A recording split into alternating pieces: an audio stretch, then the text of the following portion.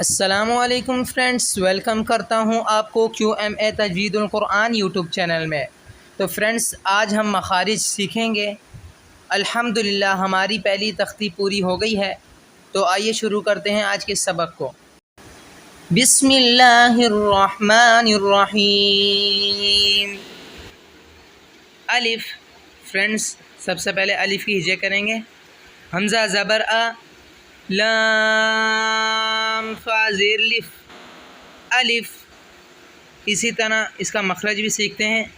منہ کے خالی حصے سے الف ادا ہوتا ہے۔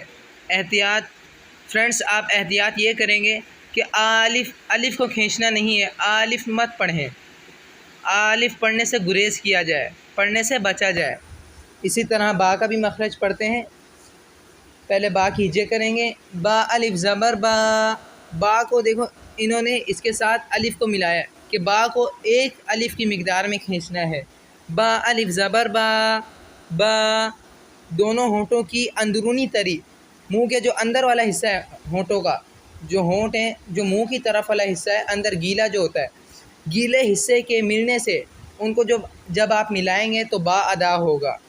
فرینڈ دوبارہ سے سمجھتے ہیں۔ سب سے پہلے الف سے، منہ کے خالی حصے سے الف ادا ہوگا۔ احتیاط، الف مت پڑھیں، الف پڑھنے سے بچا جائے۔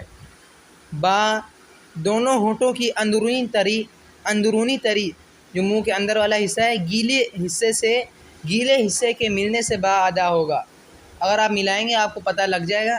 ملائیں، با با اندر والا حصہ مل رہا ہے، با۔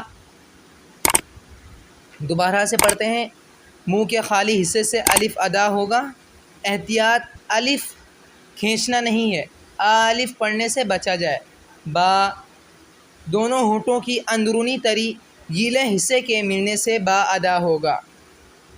دونوں ہونٹوں کی اندرونی تری گیلے حصے کے ملنے سے با ادا ہوگا۔ ابھی ہم اس کی ہجے پھر سے کرتے ہیں۔ حمزہ زبر آ، لام فا زیر لف، الف۔ منہ کے خالی حصے سے الف ادا ہوتا ہے۔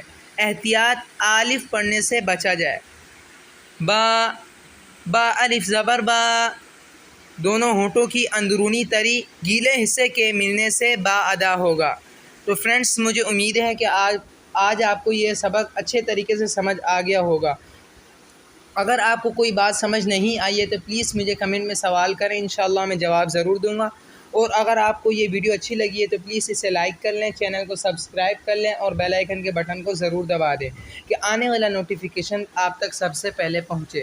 ابھی مجھے اجازت دیجیے۔ السلام علیکم ورحمۃ اللہ وبرکاتہ۔